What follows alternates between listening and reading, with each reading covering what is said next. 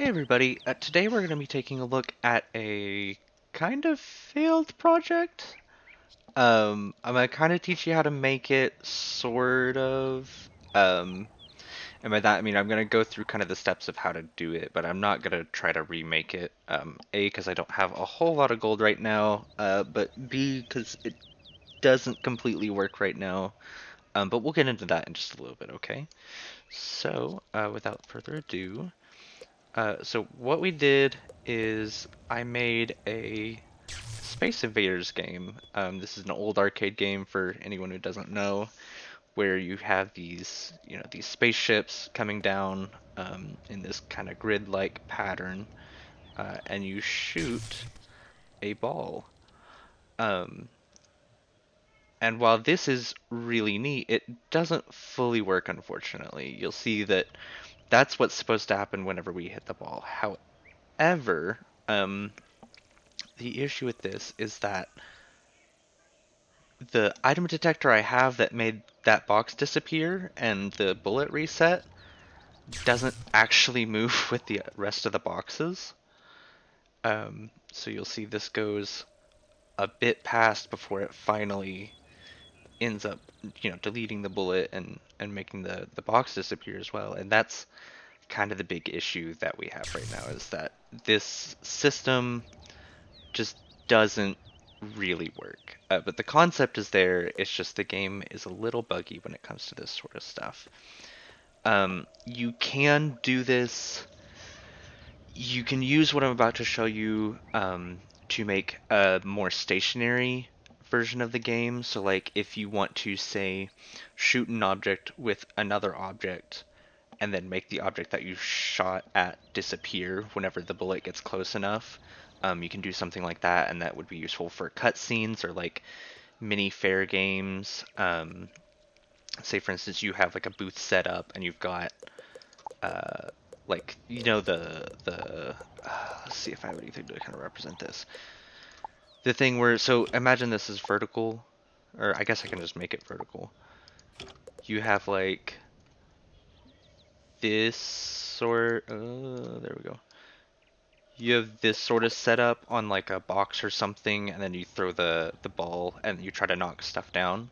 So you could do something similar to that, where whenever it reaches them, you can have, say, if you have a spilled milk bottle, I think that's a housing item, uh, and a normal milk bottle, you could make the old one disappear and then place the new one on top of that, right? So it looks like you knocked stuff over, even though you technically didn't really. But the concept is there, so I just kind of wanted to go through it. So what I've got right now, you're going to need 1, 2, 3, 4, 5, 6, 7, 8, 9, 10, 11, 12 magic reflectors. You're going to want 4 magical timers, 3, uh, and this is modular, so technically you just need this group of reflectors, 1 set of these, and 1 button or activator, a reflector, and then the start detector and stuff. And basically, this part of the circuit is not super important. This one just turns everything invisible when I start the map, like that. Um, so you've got like your magic reflector that makes everything invisible, and this start detector activates that, right? And then over here you have a magic floor button that activates this reflector, and that starts the timers that I've got set up over there, as well as making everything visible, right? So other than that, it's going to be a pretty simple kind of build, so we'll just focus on doing one of these, right? So for this one over here, you have your button, and this is going to be, you're going to place your reflector right in front of here, and that is going to have a teleport object to here, right? So we've got our bullet kind of off in the middle of nowhere, basically. So it's going to teleport your bullet there, and then it's going to move it north, or whichever direction you're wanting it to move, 250 units by however many times you need to do that. Right, so right now I've got it set up to do, I want to say 5 instances of moving in a direction. Yeah, I've got 5 instances for that. And so what that does is it makes sure that it will at least reach the end of whatever my kind of shooting gallery is. And in this instance, I kind of want it to reach about here, where this field ends at the very least. Um, so yeah, so we got that, and that's how you get the bullet to shoot. Now to get the boxes to move the way I did, I've got these timers set up, right? And remember, this button over here, whenever I press it, while also making everything visible, starts this timer.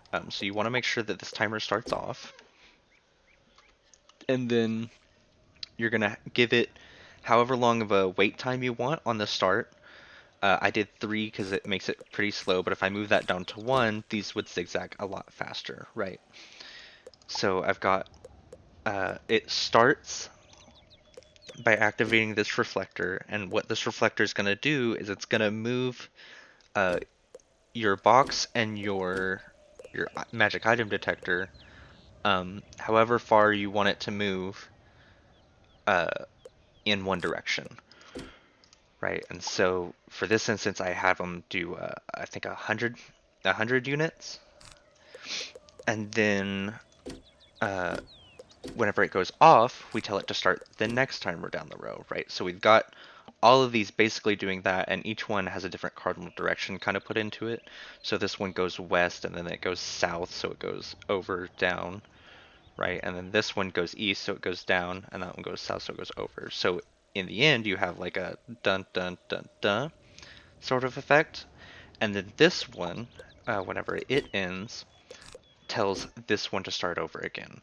Right, so you want to make sure that none of these none of these magic timers are repeating, right? So that you get a continuous 1, 2, 3, 4, 1, 2, 3, 4, right? So it just keeps going in this kind of loop. And that's a pretty easy way to set up loops if you need to do that sort of thing for whatever reason. Now, the issue with this is that this magic item detector that we have doesn't actually move in normal play mode, which is a bit of a shame, but at the very least the box will. So you can use this kind of setup to do certain kinds of like looped movements if you want. So like in the storm house that I showcased in the last video, we had dancers on one of the floors kind of going in a sort of square diamond pattern, right? And I basically used that same setup that I'm using here. So yeah, so we got that. The next thing you're going to want to do is after you've hooked these up, you're going to want to make your item detector detect the item it's going to detect is the bullet, and you want it to have a tiny radius, right? And so whenever it enters, it's going to activate the reflector we have back here.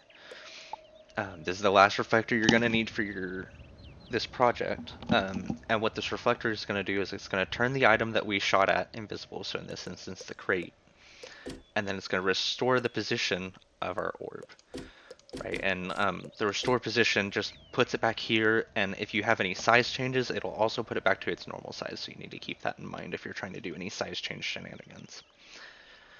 But yeah, I know this is kind of a weird freeform little video. I had just finished this and realized it didn't work, but I did want to at least kind of showcase it and see what y'all could kind of do with it.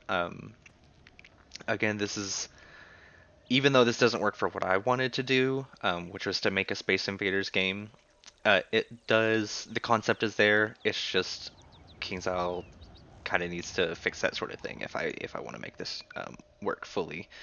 But you can use it for other more stationary mini games, right? That have the same kind of concept of the shooting. If you want to do that, you're gonna need this setup, and you're gonna need this setup, but you won't have to have, this is just if you want your object that you're shooting at to move around, right? And even then, that's not really going to do anything. It's just going to make this move, but this is going to stay still, unfortunately. Even if, I'll show you, I do, oh, whoops, that doesn't really matter. But just to show you, I do have these selected as things that should move, and they just kind of don't. Which is very unfortunate.